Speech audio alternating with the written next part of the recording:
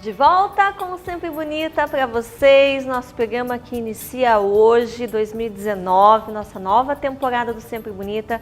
E agora a gente vai falar de vida saudável. Bom, quando a gente fala de vida saudável, a gente pensa em vários aspectos, várias coisas. E hoje a gente vai saber a importância de como se prevenir e evitar a incidência de diversos tipos de cânceres que existem. Quem vai explicar para a gente é o médico oncologista, Dr. Bruno Braga Azevedo, do Instituto de Hematologia e Oncologia de Curitiba. Ele já está aqui e eu quero perguntar para ele muita coisa, porque eu acho que quando a gente fala de câncer, doutor, muita gente tem dúvidas vastas. A gente sabe muita coisa pela internet, mas as dúvidas sempre acontecem, né? Sim, as dúvidas são frequentes. Primeiro, boa tarde para você, boa tarde para o pessoal de casa. As dúvidas estão sempre presentes. Sim, quando a gente fala de prevenção, né? Primeiro de tudo as pessoas pensam o que é o câncer, né? Eu quero que você puder resumir assim um pouquinho, eu sei que é uma coisa muito vasta, mas se a gente conseguir resumir um pouquinho o que seria o câncer para que as pessoas entendam melhor sobre essa doença. De uma forma geral, Larissa, algumas coisas são comuns a todas as formas de câncer que uma pessoa possa ter. Mas o que é comum é o crescimento de um nódulo ou o crescimento de alguma massa, vamos chamar assim, em alguma região do corpo. Por algum motivo, aí vem as várias causas, as várias definições de câncer. Uma célula perde o controle na capacidade dela morrer, porque a gente tem a célula programada para morrer. Ela tem o tempo de vida, que seria aquilo que seria o programado, e ela perde essa programação e por algum motivo ela cresce de uma forma descontrolada e acaba virando um nódulo, esse nódulo uma massa, e eventualmente essa massa tomando os outros órgãos do nosso corpo. Isso seria o que seria a evolução de um tumor ou de um câncer. O motivo pelo qual leva essa célula a perder esse controle é isso que vai ser diferente de cada câncer ou de cada forma de câncer que a gente esteja falando, ou de cada forma de câncer que a gente esteja tentando prevenir, sabe? Entendi. Falando em prevenção, como prevenir, né? Como que eu descubro? Porque tem pessoas que descobrem logo no início, tem pessoas que já descobrem quando está muito avançado. É quase que, como que eu vou adivinhar que eu estou com câncer? Porque não deixa de ser uma adivinhação. Tudo bem que tem pessoas que fazem check-up a cada 6 meses, mas às vezes, de repente, do nada, surge. O que é interessante a gente ter na cabeça é a gente definir o que efetivamente a gente pode fazer para prevenir e o que a gente pode fazer o diagnóstico precoce. São situações completamente distintas. Diferentes. Em relação a isso que você comentou, veja vamos pensar no seguinte cenário. Se eu estou investigando um paciente com uma suspeita de um tumor de intestino, ele faz um exame chamado colonoscopia, que é a endoscopia do intestino grosso, e acha-se um pólipo. Esse pólipo, a gente sabe que ele é precursor, lá na frente, ele vai se transformar num tumor intestinal. Então, quando você tira esse pólipo, você está fazendo um trabalho de prevenção, porque eu estou tirando um pólipo que vai virar um tumor lá na frente. Então, essa é uma medida de prevenção. Então, a gente já define, por exemplo, colonoscopia é uma medida preventiva para câncer do intestino grosso. Agora, a gente pensando numa outra situação, por exemplo, que você me perguntou, vamos supor uma que a gente pensasse em adivinhar. No caso de um câncer de mama, por exemplo, quando a gente faz o diagnóstico, a gente já tem o tumor naquela mama. Então, a gente pensando que a doença já exista, a nossa ideia é a gente fazer esse diagnóstico na forma mais breve, ou da forma mais precoce possível. Então, vai existir medidas que são para a gente identificar a lesão no começo e a gente tem medidas que são para a gente prevenir efetivamente a doença. E aí, na dependência de cada órgão que a gente esteja falando, a gente vai ter medidas diferentes para isso aí.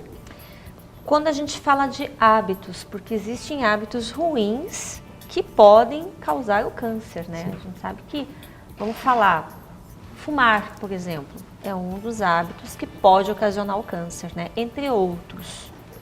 Sim, a gente tem alguns fatores de risco que são bem estabelecidos não só para o câncer, mas como para algumas outras doenças, para a doença cardíaca, para a hipertensão, o que seja. Mas estão muito bem definidos já hoje, então já não se discute mais que isso possa ser considerado risco ou não, porque já está definido que é.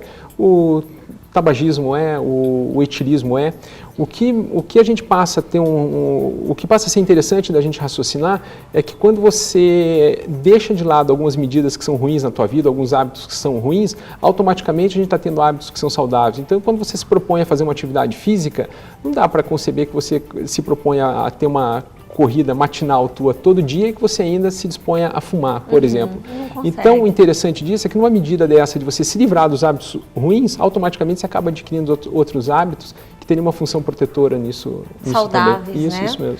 Bom, atividades, vamos falar atitudes e atividades simples que a gente pode ter, como essa que você falou, que pode prevenir. Então, seria exercício físico, o que mais que você indicaria? Algumas alterações na nossa dieta, controle do peso. Então, quando a gente acaba, voltando àquele ponto que eu havia mencionado, a gente começa a ver que tudo conflui para um ponto que é a nossa melhora da qualidade de vida. Você perder peso ou manter um peso de uma forma que seja adequada para a tua altura ou para a tua idade é uma medida que nos beneficia. Um exemplo, a partir de certa idade, o ganho de peso, por exemplo, ele é fator de risco para algumas neoplasias do útero em algumas populações de mulheres. Então a gente sabe que aquele perfil ele tem um risco aumentado para algumas formas de neoplasia. Então quando eu digo, ou quando a gente sugere que alguém perca peso, controle a dieta e se propõe a praticar alguma forma de atividade física, todo esse conjunto ele é protetor para essa pessoa, sabe? Entendi. Quais são os tipos de cânceres mais comuns que a gente vê por aí? A gente sabe que existe vários, né? Mas quais os mais comuns que são possíveis acontecer em qualquer ser humano? O mais comum é aquele que a gente mais se descuida. O mais comum dentro do consultório, seja meu, seja de qualquer colega oncologista, é câncer de pele. E é aquele onde a gente mais peca, talvez, no fator de proteção, que é daquilo que você havia me perguntado, aquilo que a gente consegue se proteger, que é o uso do filtro solar. E aí a gente tem uma diferença na conduta ou nas medidas que a gente tem em relação às mulheres e aos homens. Os homens são mais refratários à ideia de usar o filtro, as mulheres já são bem... aderem melhor, isso, né? Perfeitamente. Então a neoplasia que a gente mais trata, o que a gente mais, de maior incidência, isso no mundo é câncer de pele. E aí, a gente deixando o câncer de pele de lado e tratando de outras formas de neoplasia, no homem o câncer mais comum é o câncer de próstata e nas mulheres o câncer mais comum é o câncer de mama. Então, é isso que a gente encontra no nosso dia a dia. No dia a dia. Você falando de tratamento, como está o tratamento de câncer hoje? Ele evoluiu bastante, digamos, vamos supor aí, há 5, 10 anos atrás? Ele é bastante diferente. Ele é bastante diferente porque o tratamento do paciente oncológico ou dessa enfermidade, dessa doença, ele se baseia em 3 medidas. Ele se baseia em cirurgia, em radioterapia e quimioterapia.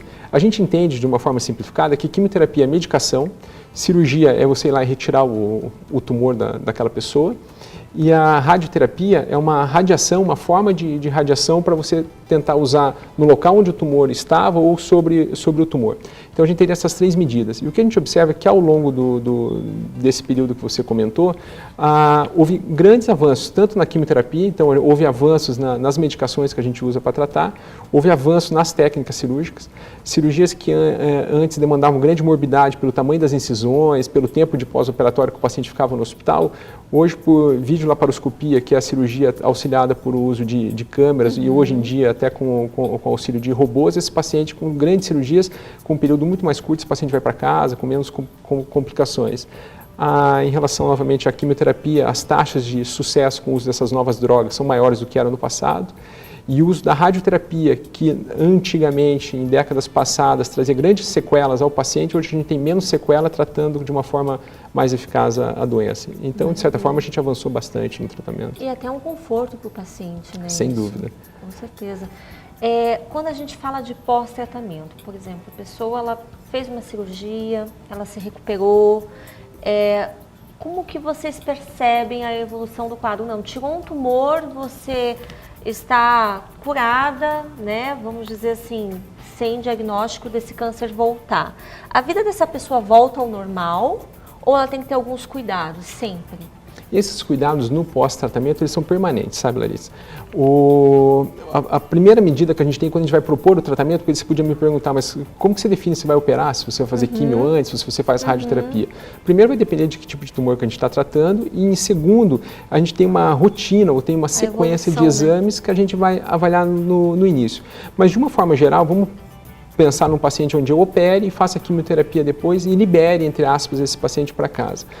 Habitualmente, no primeiro ano de segmento, a gente vai ter um período que esse paciente deve retornar comigo trazendo os exames de controle. E essa vigilância a gente vai espaçando ao longo desses anos de segmento. Mas o fato é que alguns cuidados esse paciente passa a ter de forma permanente, principalmente no cuidado para estar mantendo esses exames em dia e o retorno conosco em dia. Alimentação, exercício físico, quer dizer, tudo que leva uma vida saudável ela tem que ter e praticar no seu dia a dia para ajudar nessa recuperação, né? Sem dúvida, e passa a ser uma necessidade, sabe? Hoje a gente já inicia isso, por exemplo, num pré-operatório de um paciente onde eu proponho grandes cirurgias, a gente já entra com fisioterapia para melhorar a parte respiratória, a gente já entra com medidas para alterar a dieta, para deixar essa dieta mais saudável, a gente já prepara esse paciente, a gente espera que no pós-operatório ele siga essas medidas adiante na vida, sabe? Por que o câncer, muitas vezes, doutor, ele migra? Por exemplo, a pessoa ela tem um câncer de mama, de repente vai para o baço, de repente vai... Por que acontece isso dentro do corpo da pessoa? Porque às vezes ela curou naquele determinado ponto, mas de repente, dali um ano, aparece em outro canto. Por que isso acontece? Isso por uma particularidade que é o que define essa doença como câncer. A definição de câncer, o que torna uma doença ser definida como câncer de um nódulo benigno, por exemplo, é a capacidade da lesão sair da onde ela começou e ir parar em outro órgão. Um exemplo que você me deu agora de um câncer de mama. Esse nódulo que sai da mama e vai parar no fígado, a gente vai chamar ou vai chamar de metástase. A gente define isso aí como uma metástase. Como que isso aí se dá? A gente entende que onde o nódulo começou na mama, há uma membrana, há uma superfície onde esse nódulo está assentado. Quando ele rompe essa membrana da mama, ele cai no vaso sanguíneo, ou a célula se dissemina através do vaso sanguíneo, e aí ela não necessariamente vai para o fígado, mas em teoria ela pode ir para qualquer parte do corpo, para o sistema nervoso, para os pulmões ou para o fígado.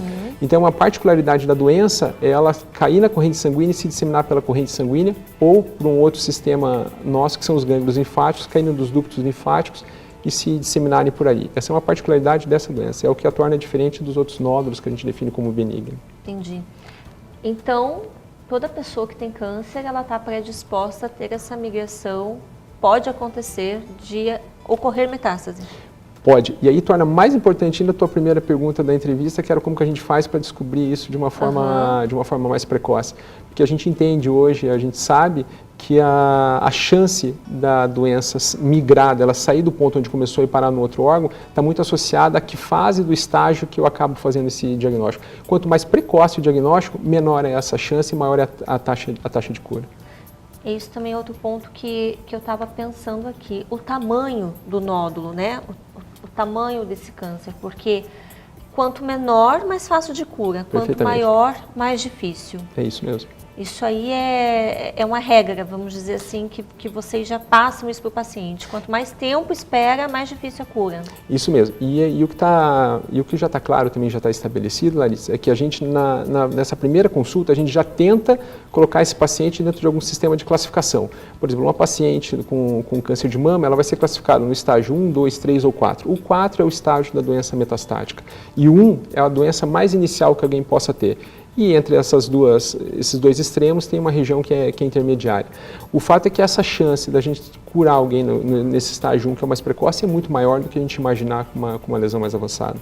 E todos nós estamos predispostos, porque eu li uma matéria uma vez onde dizia que todo ser humano ele tem essa predisposição de ter. Alguns desenvolvem, outros não, e aí por determinados fatores, né? Estresse, alimentação, maneira de se cuidar, né, tabagismo, enfim, todas essas coisas. Isso é real mesmo? Todo mundo tem essa predisposição? Tem, e a gente sabe que essa predisposição, dependendo da doença e dependendo do fator de risco, e é quando eu digo do histórico familiar da paciente ou do paciente, por exemplo, essa predisposição ela é maior dependendo da doença que a gente esteja falando. Então não é incomum você ouvir que na família de uma certa pessoa o filho teve a mesma doença, a irmã teve a mesma doença, então essa predisposição ela pode estar ligada à família dessa pessoa. E sobre isso que você me perguntou dessa predisposição, na verdade a gente entende que o nosso corpo ele vive num equilíbrio e que em algum momento da vida a gente pode, em algumas circunstâncias, perder esse equilíbrio e alguma célula dessa perder aquele controle que eu havia dito e virar uma neoplasia. Bom, se falando de câncer de 10 anos para cá, dentro do teu ponto de vista clínico, você acha que cresceu ou diminuiu a taxa de pacientes com cânceres? Vários tipos de cânceres, vamos dizer assim. A gente faz mais diagnóstico hoje. E o que acontece hoje, isso comparando, não atualmente, mas há alguns anos atrás, o que dava a impressão que o que a gente tinha era um salto de determinadas doenças comparando com décadas passadas. O fato é que em décadas passadas tinha paciente que falecia ou que morria, a gente não tinha feito o diagnóstico. E o que aconteceu mais recentemente é que a gente faz muito mais diagnóstico. Então há duas circunstâncias aí que a gente deve pesar.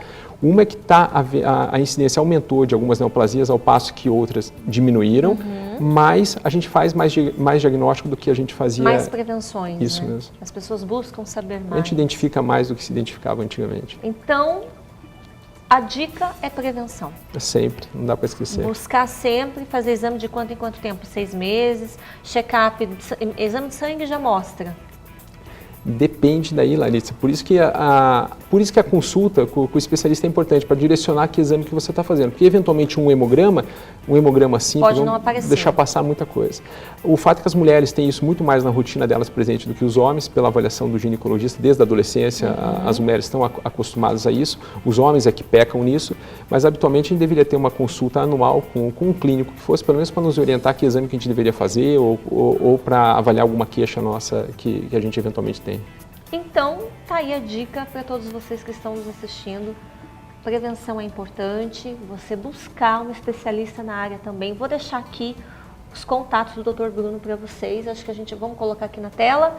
É só marcar, agendar. É só marcar, a equipe inteira está à disposição para atender. Então tá ali, ó. Fica ali, tá aqui já o nome do nosso hospital, que fica no Instituto de Hematologia e Oncologia de Curitiba. É isso mesmo. mesmo. Aí que as pessoas te buscam. Isso. Então tá aí, doutor, Obrigado, muito obrigada Muito obrigado, pela tá? sua participação Obrigado. aqui, por todas essas informações que foram super úteis para todos nós. Tá ótimo, muito obrigado. Seja muito bem-vindo sempre e você não saia daí, que a gente já volta com mais Sempre Bonita.